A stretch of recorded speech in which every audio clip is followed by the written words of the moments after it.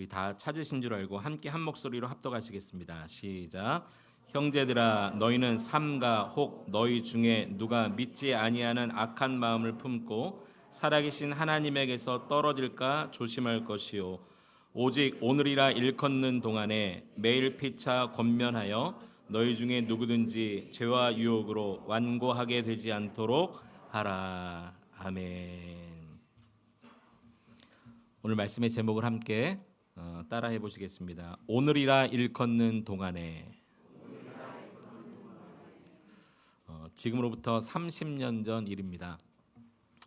제 인생에 있어서 굉장히 충격적인 그런 잊지 못하는 일이 일어났습니다. 1993년 어느 봄날 함께 신앙생활하는 교회, 그때 제가 청년이었는데요. 교회 어느 한 성도님께서 저와 또 같은 청년 형제들 몇 명을 좀 부르시더니 한 가지 부탁을 하셨어요. 자기 아들을 좀 만나 달라는 거예요. 우리 아들을 좀 만나 달라. 근데 그 아들이 저보다 한 살 많은 형님이었고, 그래도 간혹 그 청년 모임에 나왔던 형이었거든요. 근데 이 성도님의 아들을 왜 만나 달라고 했냐면, 이 아들이 사실 아주 심한 간질병을 앓고 있었습니다. 하루에도 몇 번씩 쓰러지고 넘어지는 바람에 다치기도 하고 그런 일들이 있었어요. 근데 어릴 때는 몰랐는데 점점 중고등학생을 지나고 청년이 되면서 이제 자신이 매일마다 자신도 어찌할 수 없는 이 간질병 때문에 굉장히 낙심이 큰 거예요. 마음이 상하고 친구들도 만나기 꺼려하고 예배도 나오기를 또 주저하고, 그래서 마음을 잡지 못하고 있는 아들을 부모도 어찌할 수 없으니까 같은 청년 형제들끼리 좀 만나달라는 거죠. 그래서 그 부모님의 부탁을 받고 만났어요. 같이 식사를 하면서 또 아는 형이니까, 같은 청년부 회원이니까 또 이런저런 이야기를 하면서 또 격려해주고 위로해주려고 했는데, 이 형이 이런 이야기를 하는 거예요. 자기를 좀 가만히 내버려 두라는 거예요. 다 안다는 거죠. 지금까지도 이런 위로의 말, 격려의 말 한두 번 들었겠습니까? 이제는 부모도 못 믿겠다는 거예요. 그러니까 부모에 대한 그 원망. 아직 그때 그 형님이 좀 철이 없었는지 왜 나를 이렇게 낳으셨나요? 막 이런 마음이 가득 찼거든요. 부모에 대해서 원망하고 세상에 대해서 원망하고, 그러면서 이런 얘기를 하더라고. 마지막에 오직 믿을 거는 나 자신밖에 없다는 거죠. 아무도 믿을 수 없다는 거예요. 나는 내 인생을 내가 주인처럼 살겠다. 이런 이야기를 하는 거예요.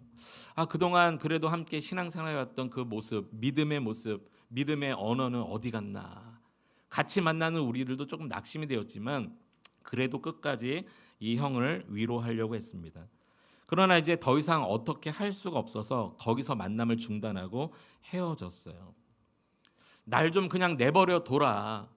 내 인생은 내 것이다 라고 말하는 그 말이 참으로 안타깝게 느껴졌지만 너무 강하게 반발을 해서 다음 기회로 넘겼습니다. 그리고 시간이 한 3개월 지나갔어요. 근데 아쉽게도 그 3개월 동안에 이 형이 숨지고 말았습니다. 다시 만날 기회가 없었어요. 그냥 또 만나도 그 형의 반응은 똑같을 거라는 생각 때문에 계속 기회만 넘겼던 거예요. 근데 어느 날 이 부모님이 그 당시 구멍가게라고 하죠. 구멍가게를 하고 있었는데, 이 형이 이제 간질병을 앓고 있으니까 특별히 대학을 간 것도 아니었고 취직을 하는 것도 아니고 집에 낮에 잠을 자고 있다가 자는 도중에 이 발작 증상이 일어나서 몸이 뒤집어지면서 모든 호흡기를 베개와 이불이 다 막았는데 아무도 주변에 없었던 거예요. 어찌 할 수 없었던 거죠. 그대로 숨지고 말았어요. 그때 저와 함께 그 형을 만나기를 기대했지만 반응은 똑같을 거야. 만나면 또 저 얘기하겠지라고 기회만 넘겼던 저희 몇 청년 형제들이요. 그 부모님에게 너무너무 죄송한 거예요. 그 형한테도 너무너무 미안한 거예요. 우리가 한 번이라도 더 만날 걸. 반응이 똑같다 할지라도 한 번이라도 더 만날 걸. 한 번이라도 더 얘기해 줄 걸. 한 번이라도 더 격려하고 손잡아 줄 걸. 너무너무 후회가 되는 거예요. 그리고 눈물로 그 장례식에 참여를 했습니다. 차마 부모님을 쳐다볼 수가 없었어요. 그때 장례식에 참여한 저와 몇몇 형제들이 결단을 했어요. 다음에 이와 같은 일이 있다면 다시는 기회를 놓치지 않으리라 결단하고 저도 일평생을 살아갑니다.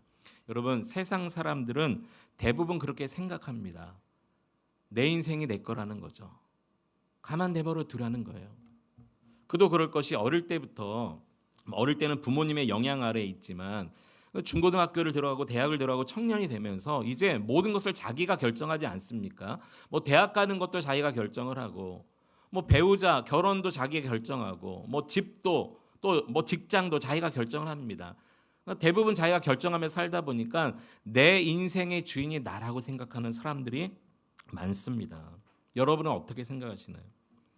우리는 가끔씩 아주 짧은 시간 안에 내 인생은 내 것이라고 생각하는 그러한 세상 사람들에게 반드시 복음을 전할 상황이 가끔씩 올 때가 있습니다. 예를 들어서 병원에 내가 아는 사람이 중환자실에서 오늘 내일 하고 있다. 그럼 그렇다면 그 사람을 향해 여러분 어떤 간절한 마음이 생기겠습니까? 아직 예수를 모른다면 당장 오늘이라도 가서 복음을 전할 수 있는 기회만 된다면 그렇게 하지 않으시겠습니까?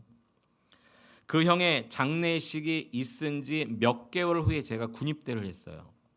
93년도 9월 달에 군입대를 하고 이제 2등병이 되고 일병 달고 한 일병 5호봉 6호봉 정도 됐을 때, 그 다음에 1994년 7월 8일 날 갑자기 전군에 비상이 걸렸습니다. 북한의 김일성이 사망했다는 소식이 들렸기 때문에 그래요. 94년도 7월 8일 날 김일성이 죽었거든요. 제가 있었던 부대는요, 후방 부대였지만 전군에 특히 충청 전라북도와 남도에 있는 모든 부대에 아주 작은 탄알부터 폭까지를 지원하는 탄약창이었기 때문에 후방 부대였지만 3일 동안요 전투복 입고 3일 동안 전투와 벗지도 못하고 얼굴에 위장크림 바르고 3일 동안 그렇게 지냈어요. 전군의 비상이 걸렸던 때예요. 그때 우리 다 전쟁 나 죽는 줄 알았어요.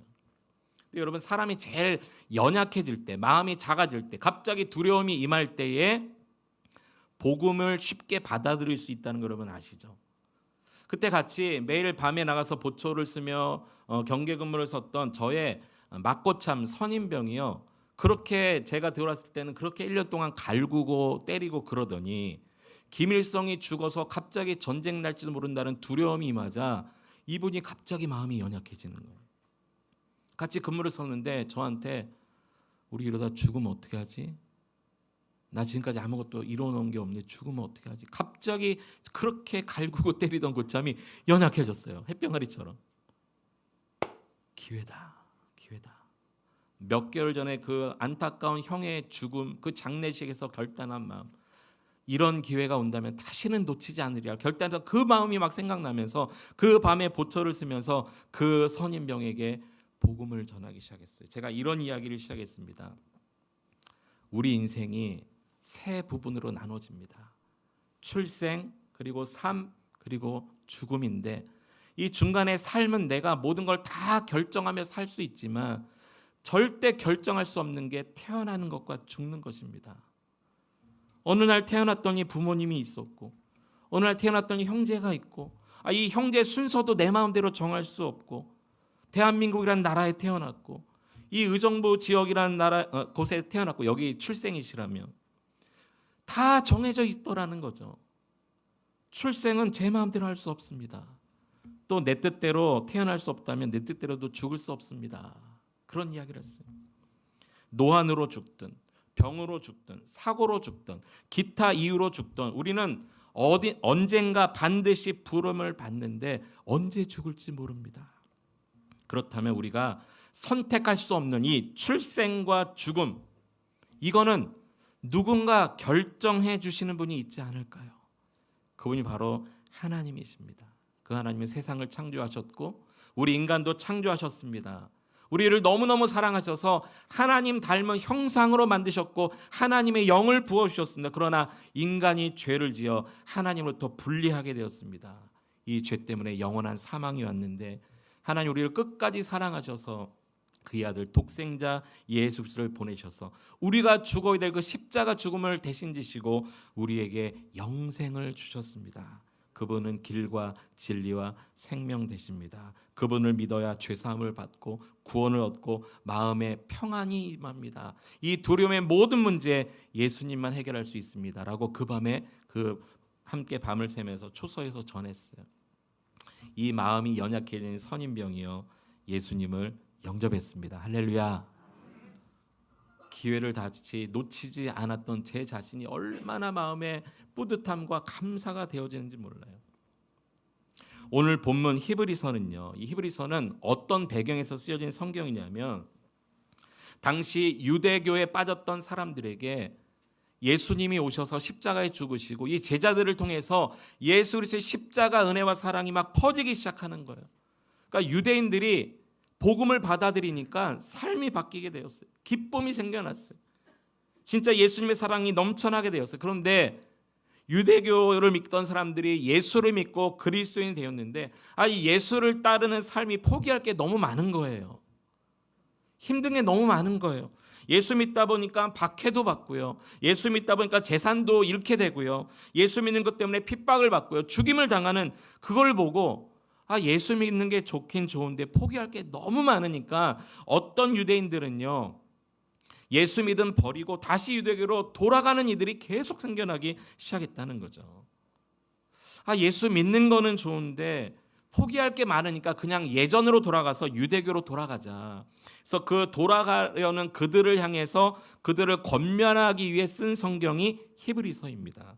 히브리서를 읽다 보면요, 그 결론이 어떤 결론이 나냐면 믿음, 예수 그리스도의 우월함을 말한 다음에 그렇게 예수님을 끝까지 붙들고 믿었던 사람들의 믿음의 사람 이야기를 하고 나서 우리도 지금 예수 믿는 것 때문에 핍박도 받고 박해도 받고 포기할 것도 많고 힘든 게 많지만 그러나 끝까지 예수를 믿음으로 인생의 경주에서 승리합시다, 이렇게 권면하는 책이 히브리서예요. 그 중에 오늘 우리가 본문 2절을 읽었는데요. 먼저 12절을 다시 한번 보십시오. 형제들아 너희는 삼가, 이렇게 말합니다. 삼가, 주의하여 살펴보라는 거죠. 그런데 이 삼가란 말이 현재 시제로 되어 있어요. 무슨 말이냐면 계속 살피고 계속 주의해 보라는 거죠. 누구를요? 혹 너희 중에 누가 믿지 아니하는 악한 마음을 품고 살아계신 하나님에게서 떨어질까 조심할 것이요. 믿지 아니하는 악한 마음을 품고, 여기 악한 마음이라는 것은요, 어떤 악의를 가지고 의도적으로 예수님을 거부하고 믿지 않는 그 마음을 이야기합니다.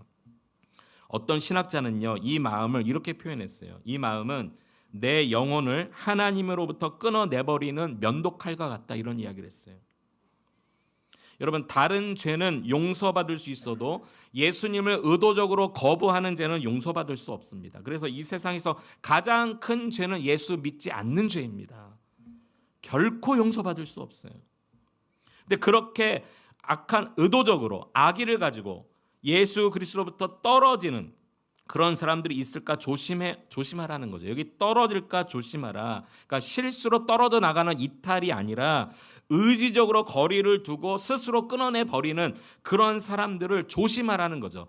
우리 개역 개정에는 조심하라 이렇게 나오는데 이전 버전인 개역 성경에는요, 염려하라 이렇게 나옵니다. 염려하라. 성경에는요, 염려하지 말라는 게 성경적 입장인데 이 본문은요, 염려하라는 거예요. 뭐를요? 의도적으로 예수 그리스도로부터 떨어져 나가는 사람들이 있을까 매일마다 살펴보면서 그것을 염려하라는 거죠. 13절에 보면요, 이렇게 말하고 있습니다. 중간에 보면 너희 중에 누구든지 죄의 유혹으로 완고하게 되지 않도록 하라. 여기 죄의 유혹이라고 이야기하고 있습니다. 예수 잘 믿는 것 같지만 사탄의 유혹에 넘어져서 의지적으로 하나님으로부터 떨어져 나가는 것을 성경은 죄라고 말하고 있어요. 이 죄의 유혹에 마음이 완고해져서 넘어지지 않도록 하라는 거죠. 너희 중에 누구든지, 무슨 말입니까? 누구라도 그럴 수 있다는 거예요. 오래 믿었던, 지금 믿었던 누구라도 그럴 수 있다는 거죠. 오늘날도 한국교회 한번 보십시오. 이 코로나를 지나면서 우리의 신앙이 알곡의 신앙인지 쭉정의 신앙인지가 다 드러났을 뿐만이 아니라 이 코로나 이후에 여러분 얼마나 많은 우리의 잘못된 부분들이 막 드러나고 있습니까? 하나님이 없는 것 같아. 교회를 떠나는 사람들이 너무나도 많아요. 목회 데이터 연구소라는 기관이 있습니다. 목회 데이터 연구소에서 지난달 9월 달, 그러니까 매달 이때쯤 이제 조사를 하는데 여러 가지를 데이터 수치화시켜서 이제 조사를 하는데요. 코로나 이전과 이후를 조사하면서 놀라운 결과를 얻었는데요. 코로나 이전과 지금은 뭐 코로나 뭐 거의 종식은 아닙니다만은 다 규제가 사라지지 않았습니까? 현장 예배 회복도가 80%라고 합니다. 80%. 근데 이 80%는 재작년도 80%, 작년도 80%, 올해도 85% 정도. 무슨 말이냐? 더 이상 80% 이상으로 안 올라간다는 거예요. 이 말은 모든 교회가 대부분 20%의 성도들이 사라졌다는 거죠. 이제 회복이 안 된다는 겁니다. 사역 회복도가 65%에서 70%. 코로나 전에 사역했던 것들 중에 한 30%는 지금 안 된다는 거예요. 한 70%만 겨우 회복됐다는 거죠. 그런데 더 제가 깜짝 놀란 게 뭔지 아십니까? 헌금 회복도가 90%래요. 이게 무슨 의미냐면 온라인으로 헌금을 하는데 교회는 안 오는 거예요. 무슨 말인지 이해가 되세요? 그러니까 성도로서 그냥 의무는 하는데 사역, 현장 예배 안 온다는 거죠. 참 너무나 안타까운 그런 결과 아닙니까? 여러분, 우리가 지금도 그런 일이 일어나고 있어요. 이 히브리서가 쓰여질 당시뿐만이 아니라 어쩌면 이 말씀을 오늘 우리가 각성하면서 막 가슴을 치면서 지금 서로 돌아보면서 혹시라도 우리 중에 뭐 부지 중에 또는 실수로 잘 몰라서가 아니라 의도적으로 악의를 가지고 그리스도로부터 떨어져 나간 사람이 있을까 우리는 그것을 염려하며 돌아봐야 되는 그때가 아니냐라는 거죠. 그런데 여기 시기가 나옵니다. 그 시기가 언제냐면 오늘이라 일컫는 동안에, 오늘 말씀 제목과 똑같아요. 오늘이라 일컫는 동안에 매일 이렇게 말하고 있습니다. 다시 말해서 오늘이라고 불려지는 시간 동안, 즉 오늘을 넘기지 말고라는 의미입니다. 오늘을 넘기지 말고. 여러분 혹시 이런 생각 해보신 적 있습니까? 만약 오늘이 내 생애의 마지막 남은 하루라며 이런 생각해 보신 적 있으세요? 또는 만약 나의 부모가 또는 나의 자녀가 또는 나의 형제 자매들이 내가 아는 지인들이 그들의 생애의 마지막 남은 하루라며 이런 생각해 보신 적 있으세요? 그와 같은 심정으로 의도적으로 하나님에게서 떨어져 나가는 이들이 있을까 살피고 염려하고 돌아보고 권면하라는 거예요. 오늘을 넘기지 말고. 정말 요즘 모든 게 다 힘든 시대입니다. 뭐 경제적인 것은 물론이고요. 사회적인 불안 요소가 너무나도 많이 증가하고 있습니다. 미래가 너무 불안해요. 코로나 이후에 문 닫는 교회가 너무 많이 늘어납니다. 우리 신앙도 다 바닥이 드러났어요. 가정, 자녀들, 사회, 국가적으로 교회 그냥 불확실한 것 투성이지 않습니까? 하지만 이것들보다 가장 불확실한 게 뭔지 아세요? 이 모든 우리를 불안하게 하는 것보다 가장 불확실한 게 뭔지 아세요?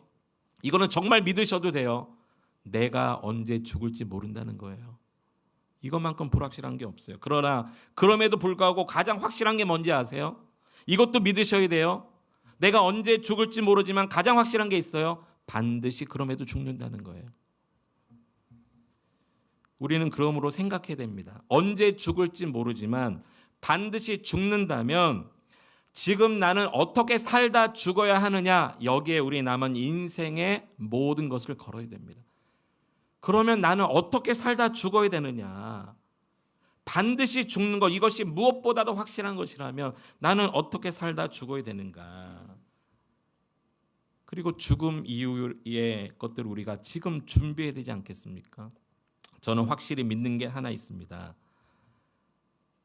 우리 인간이 죽음으로 모든 게 끝나지 않는다는 거예요. 죽음 이후에 영원한 세계가 있다고 저는 확실히 믿습니다. 여러분도 그런 믿음 가지고 계십니까? 그러면 우리는 죽음 이후를 지금 준비해야 되지 않겠습니까? 여러분, 천국과 지옥은 죽은 다음에 결정되는 게 아니라 죽기 전에 결정되는 거예요. 죽기 전에 죽음의 이후의 세계를 지금 준비해야 돼요. 가장 확실한 노후 준비는요, 예수 잘 믿는 것입니다.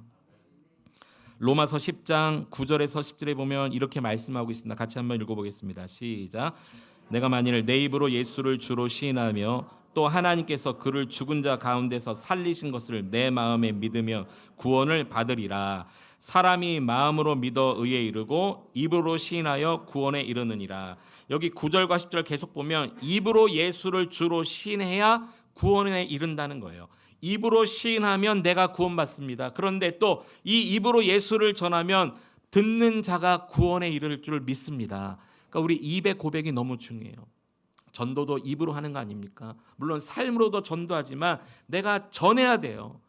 내 입으로 고백해야 구원받는 것처럼 내가 입으로 전해야 그 사람에게 구원의 기회가 한 번이라도 온다는 것이죠.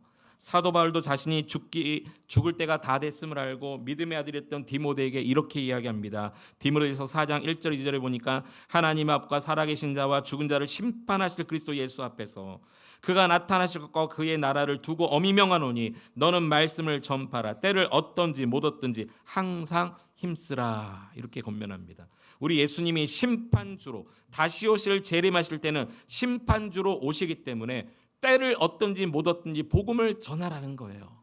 아직 구원의 소망이 남아있는 예수님을 모르는 그들에게 어떻게든 복음을 전하라는 거죠. 때를 얻든지 못 얻든지. 사랑하는 성도 여러분, 여러분의 모든 상황, 모든 순간에 복음을 전하는 여러분 될 수 있기를 축복합니다. 근데 우리가 전도하기를 두려워하는 이유가 계속 말씀드리지만 내가 복음을 전할 때 그동안 굉장히 친했던 사람인데 혹시 나를 이상하게 생각하면 어떻게 하지? 이런 두려움이 있어요. 관계가 멀어지지 않을까? 마태복음 13장에 보면 여러분 씨 뿌리는 비유가 나오는데 농부가요 씨를요 길가에 뿌립니다. 또 돌밭에 뿌려요. 또 가시떨기에 뿌려요. 이 말씀 묵상할 때 좀 처음에 이해가 안 됐어요. 왜 돌밭에 뿌려야 되지? 아니면 돌을 좀 걷어내고 뿌리면 안 될까? 그렇지 않나요? 또 길가에 왜 뿌려요? 새들이 와서 주워 먹는데. 또 가시덤불, 가시를 좀 잘라내고 뿌리던가. 왜 거기에 뿌리지? 라는 생각을 했어요. 그러나 여러분 이 말씀은요. 이 당시 성경시대의 이스라엘의 농사법을 모르면 모릅니다. 지금 우리나라의 농사, 이 토지, 이 밭 이런 것과 너무 달라요.